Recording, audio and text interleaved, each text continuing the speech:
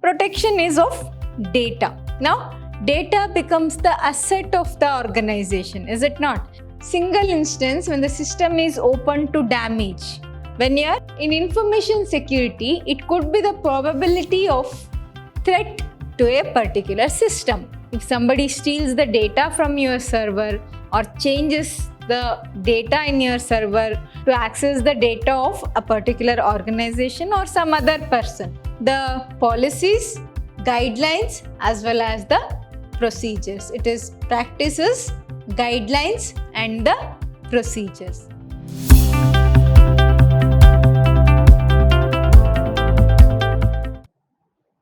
Hello students. Welcome to the session of Network Security. Myself Dr. Soumyashree from Department of Computer Science, Vidyashram College. In the previous session, the steps needed for implementing a security system has been completed. Is it not? Once the steps are followed, the implementation can be done. It is a study of just the few steps that are needed to implement a system. Okay. In today's session, I'm going to explain you about some of the terminologies that are used in network security, the general terminologies that are used in network security, along with some of the policies, what are policies, standards and the things needed for implementing a network security. First, we shall look into the terminologies that are generally used in network security. The first term in this list is about the asset. What is an asset here? Whether it is an asset, a property or a land or a money, not like that. Here, the asset means organizational resource that are being protected. What are you need to protect? If you are implementing a model, what you need to protect? Protection is of data. Now, data becomes the asset of the organization, is it not? If you lose the data, there will be a huge loss. What do we call asset is, if you lose it, you'll incur a loss. That kind of thing can be termed as asset, is it not? Simply one thing or simply a notebook will be an asset to student. Asset depends on in what position you are. If you are a student, book is an asset for you, is it not? If you are a person who is working, book may not be asset. Textbook may not be asset. No, notebook written in elementary classes may not be asset for him. As you grow up, the meaning of asset changes.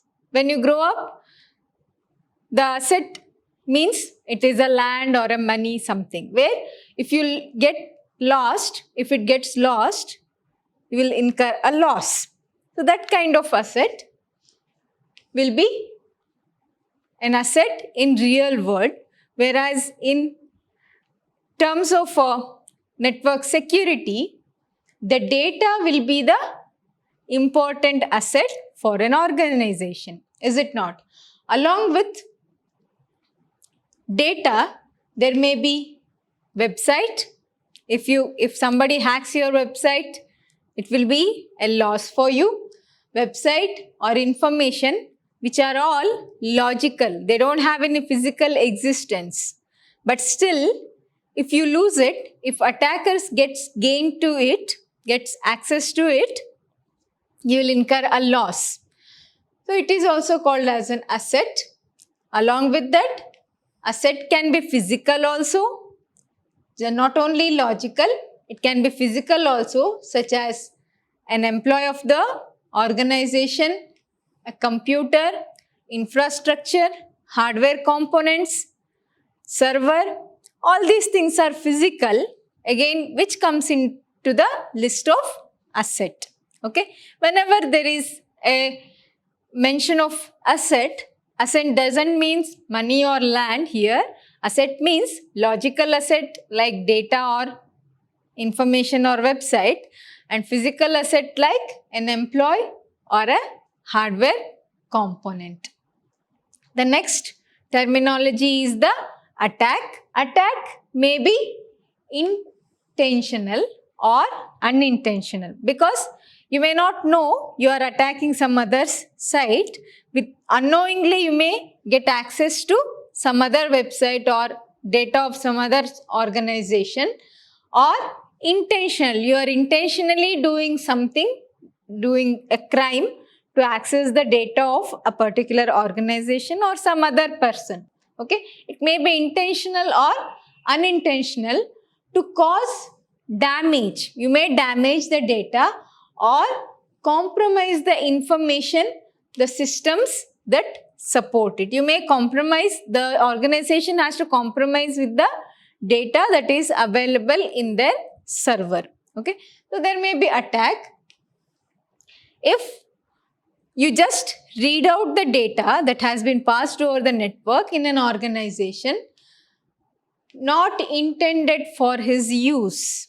I don't need it, still I am going to read that data.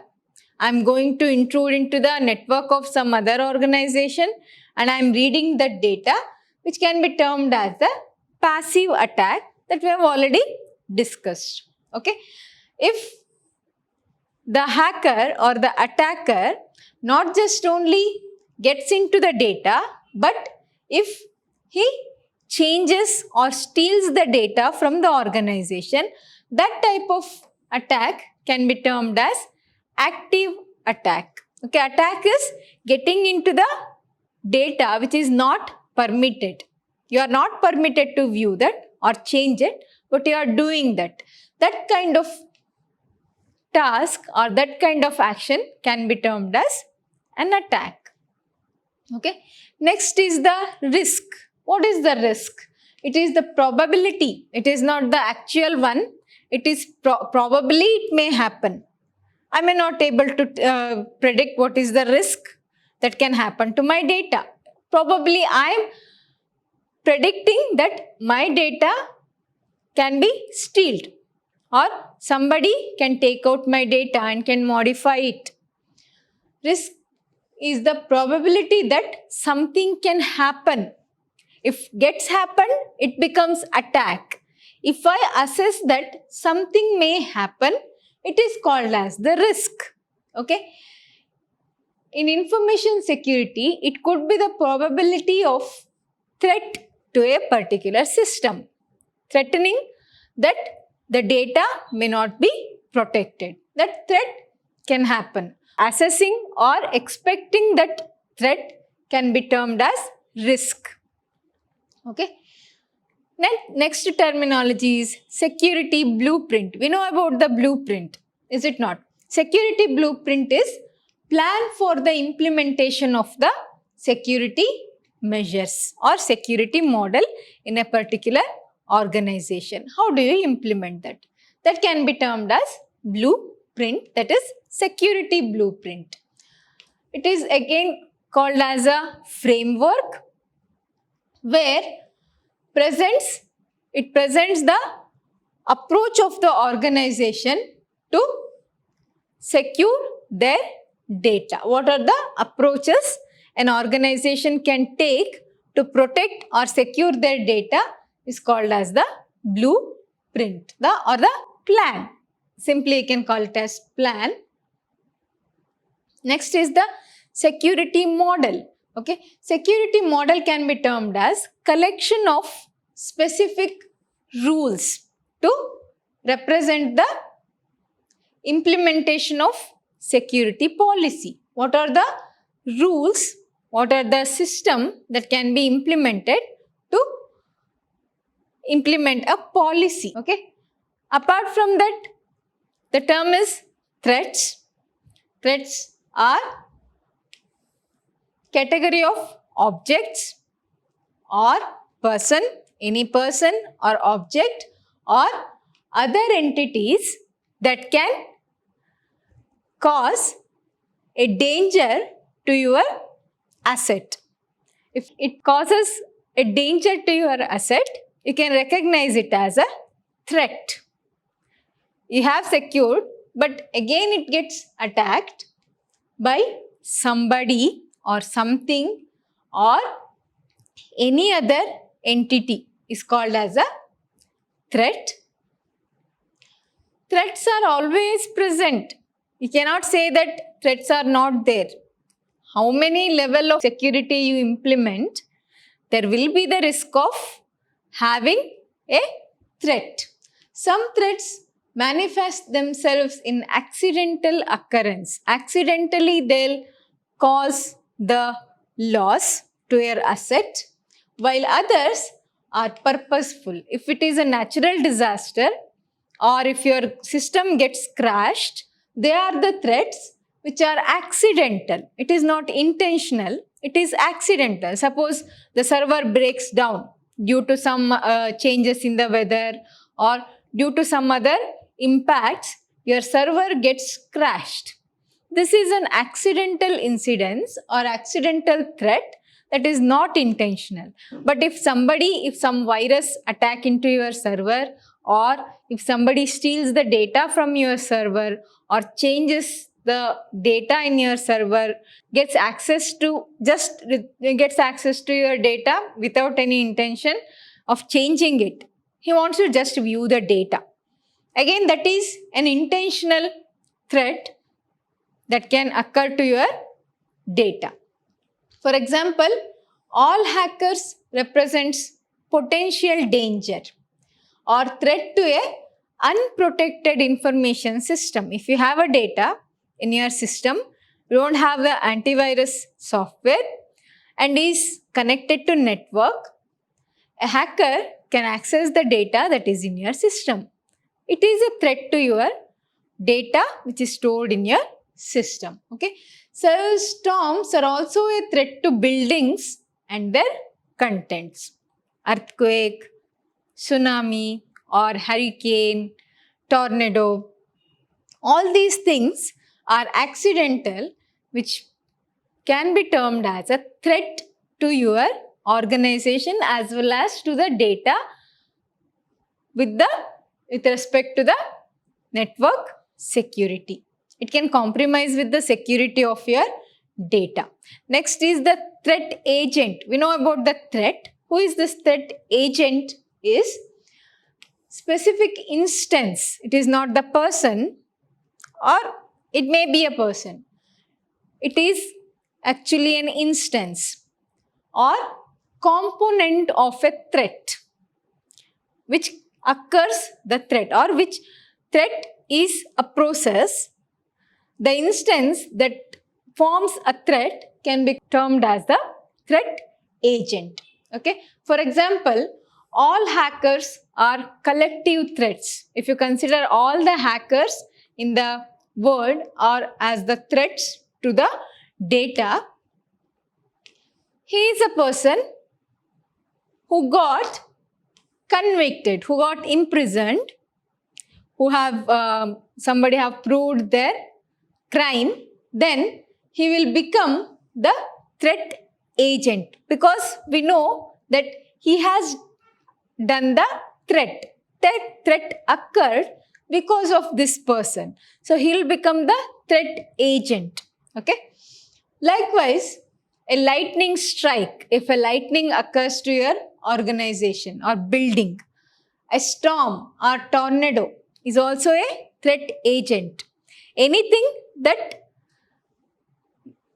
is used or that implements the threat, or because of which threat happens, can be termed as threat agent.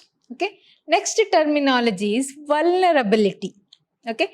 Vulnerability is the weakness of the system or fault in a system. Okay. Which is not known but is present in the system. It is present in the server or it is present in your system, but you are not aware of that. Up to how much percentage or up to how much level the system can expose to the threat is called as the vulnerability. Okay. Weakness or fault in a system or protection mechanism. If we even have protection mechanism, somebody can pose a threat to your data that expose information to attack or damage are known as vulnerabilities. Okay. Weakness or faults which are unknown to the users of the system are called as the vulnerabilities of a particular system. Okay. Vulnerabilities that have been examined, documented and published are referred as well-known vulnerabilities. We know about the weakness or the fault in a system. It is present, but we cannot rectify it. We cannot rectify it. It is there. We can't do anything with that. I can't do anything. Even if I know there is something fault in the system, I cannot do anything. Is it not? It is examined. I have checked for it. It has been documented. Along with that, it is published for the users of the asset. If you are using a data, what is the weakness of a particular data set?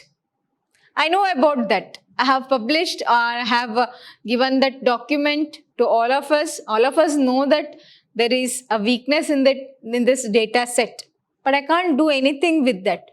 That kind of fault is known as well-known vulnerabilities. If it is unknown, it is simply a vulnerability.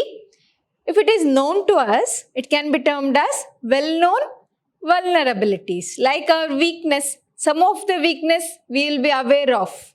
If you are getting angry very easily, it is a well-known vulnerability that I know that I'll get angry very easily. Or if I fear for something, I'm aware of that. So it is a well-known vulnerability. Anybody can threaten to me.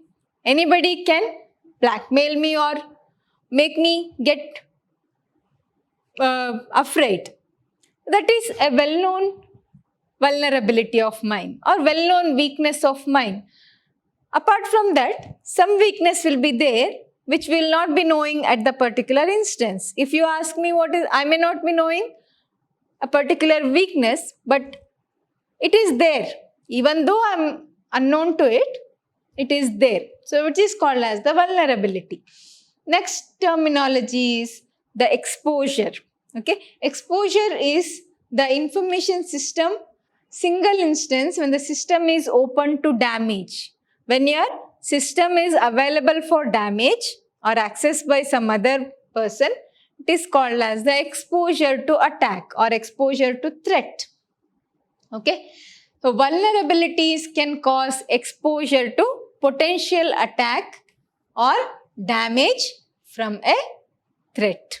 Okay, so it can happen that there will be a threat because of the vulnerabilities. Total exposure is the degree to which an organization's assets are at risk of attack from a threat. So how does, till what degree the data gets exposed to the attack or to the intruder is known as the exposure. So it decides degree of exposure, how much data is available to the attacker. May not be all the data are available for the attacker. Some may be hidden in the layers of the security or layers of the network. So it will not be exposed to the attack.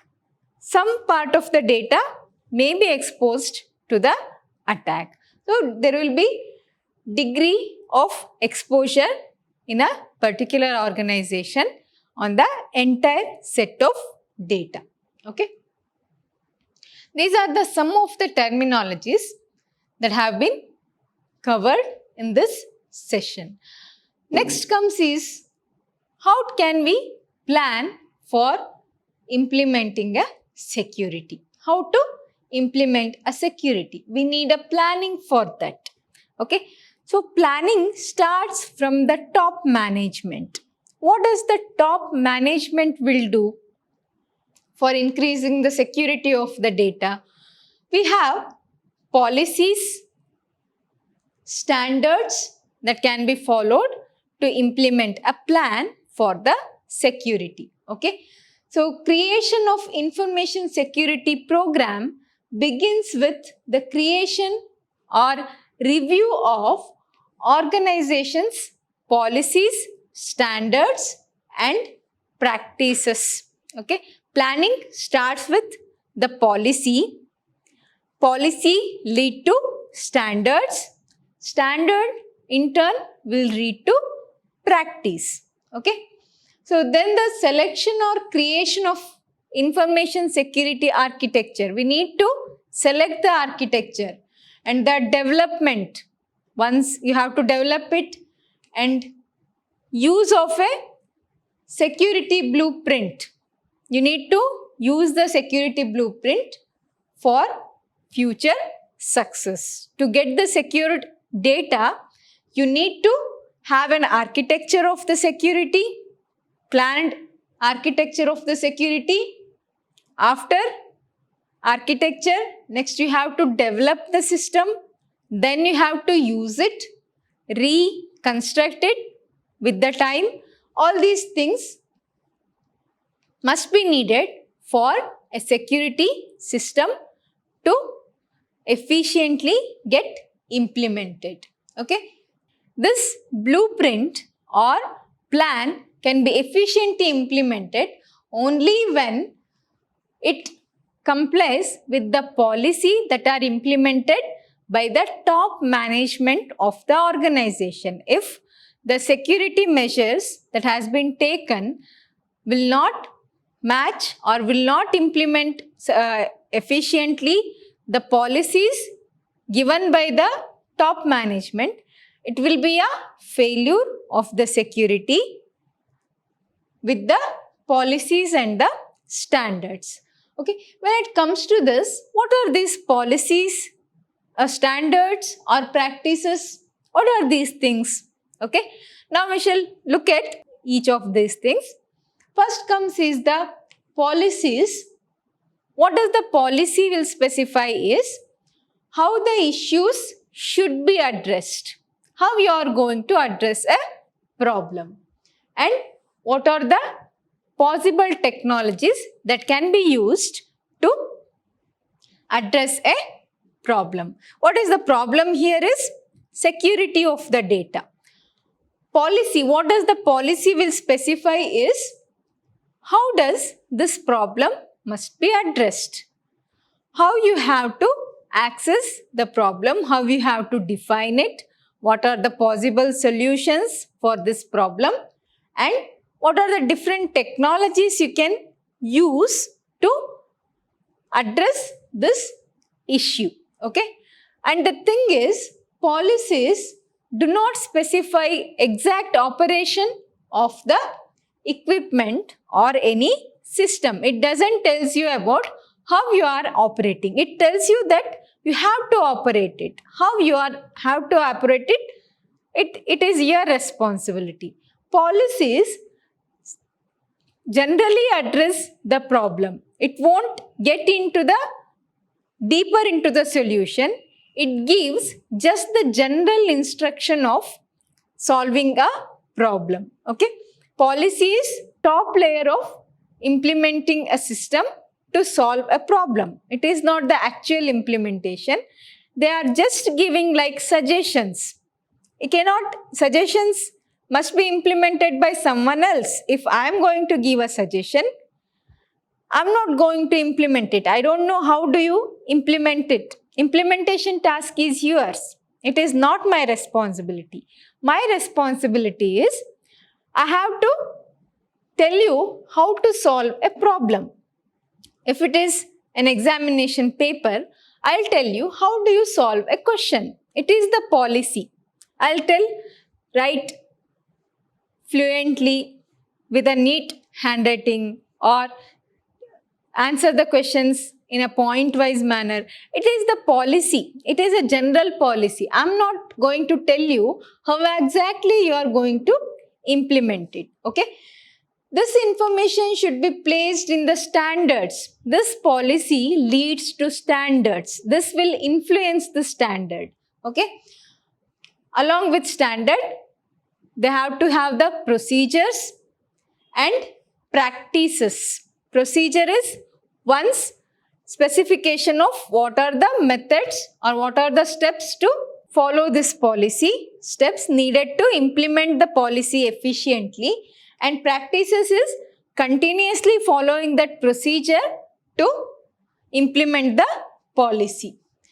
Like user manual and system documentation. With the help of system documentation and manual, the policies will be implemented or policies will be incorporated into the organization with the specific procedures and the mentioning the practices which must be using these procedures. Okay. So security policies are the least expensive one.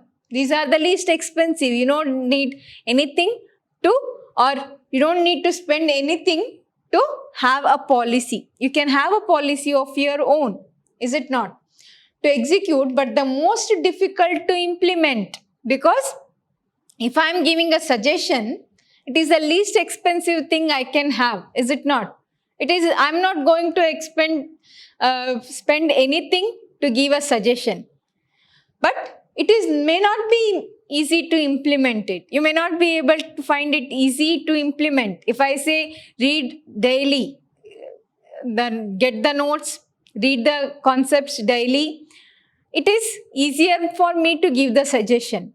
But it is not easy to implement as I have told it, is it not? So policies are easiest and having least expensive measure, but our implementation faces many difficulty. Okay. Next, a policy can be termed or defined as a plan or course of action, steps of action that can be given by either a government. A government can give a policy, or maybe a political party, or any business person or an entrepreneur who are intended to influence and determine the decisions, who are decision makers or who can influence your decision. Okay, they are the policy makers. They are not the implementers. They are the policy makers. Maybe a government or a entrepreneur or a business person can be the one who will create the policy. Okay, and determine the decisions, actions and other matters. What must be done will be told by them. How to implement them will be the responsibility of next layer managers or next layer decision makers. Okay. Along with that, it can also be defined as course of action used by an organization. If you don't have a single person, if it is an organization, to convey the instruction from the senior most management. If there is management, there is no entrepreneur or a party or not given by government, there may be set of people who are going to form these policies, which are called as the senior most management level. From the management level, it may come to those who make the decisions, take actions and perform other duties on behalf of the organization. Policies are made by top level management and are implemented by the lower level employees of the organization and perform other duties on behalf of the organization. They have to do that policy. In turn, when it comes to standards, are more detailed statements of what must be done to comply with the policy, to cope up with the policy. The standard will tell you the procedure through which you can implement the policy made by the top level management or somebody who is sitting in the top position. Okay, standards may be published. Policies are just the top layer suggestions. Standards in turn, they are procedures. Okay, these procedures can be published. We can publish the standards. It can be scrutinized. Anybody can scrutinize it. You can change it and ratified by a group. You can change by the suggestion of a group, as in formal or jury standards. So you can set a standard. You can change the procedure by taking suggestions of somebody else. But the thing is, however you may change the standard, it must comply with the policy, or it must match with the policy, or it must implement the policy efficiently. Okay, standards are not independent procedures. They are the procedures that are implemented by taking the reference from the policies. Okay, next is practices and procedures. Practices are implementing the standards. Effectively explain how to comply with the policy. Policy, standard and practices. Okay, the practices are the procedures and guidelines that effectively explain how to implement the policy. If you want an effective policy to be implemented, properly read, understood and agreed by all the organization, you need a standard.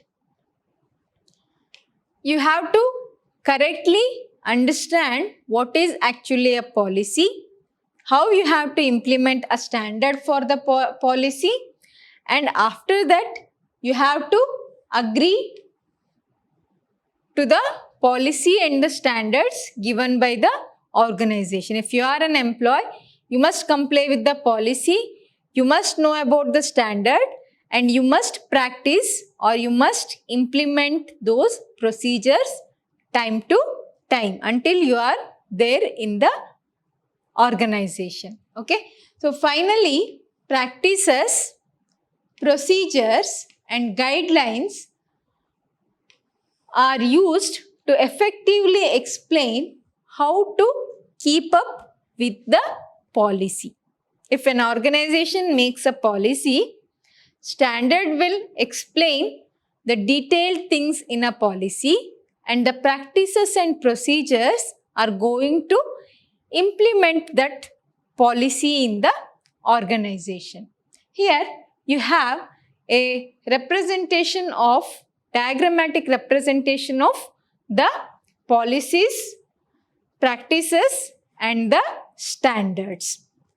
So we have the policies which are sanctioned by the senior management. We have the senior management which implement the policies.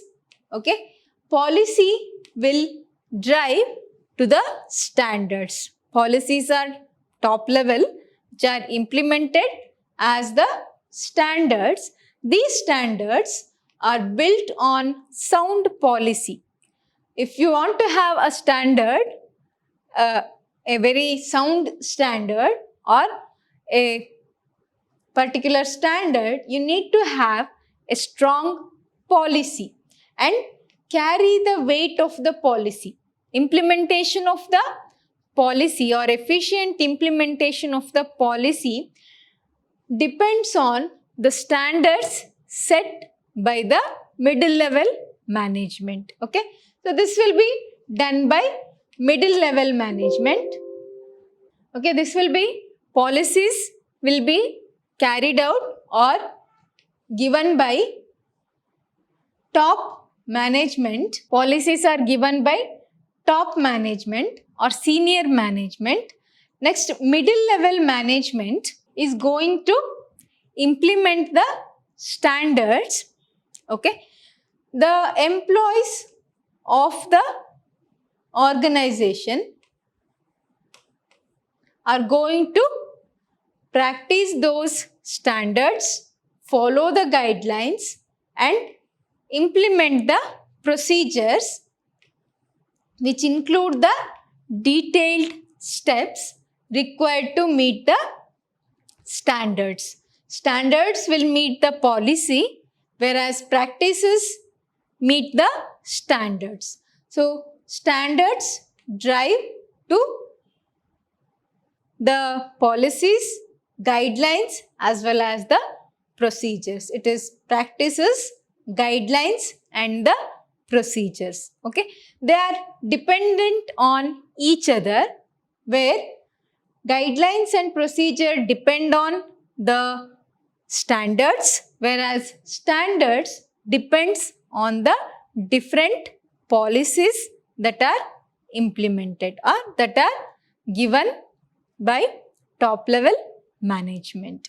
Okay, so this is something about planning of the security.